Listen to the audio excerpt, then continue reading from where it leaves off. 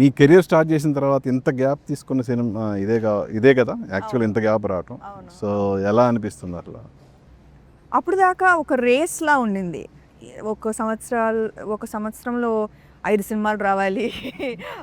దాంట్లో 3 సినిమాలు ఎలాగో హిట్ అవుతుంది యూనో, అదే ఒక ప్యాటర్న్లా ఉండింది. కానీ when I had to take a break నాకు అర్థమైంది దేనికోసం ఈ రేసు, ఎవరితో పోటీ.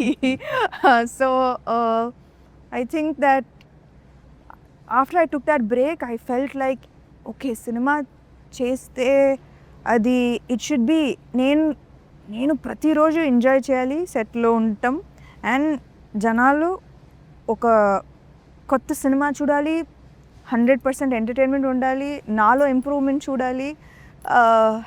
లేకపోతే I was fine sitting at home, పర్లేదు అనిపించింది.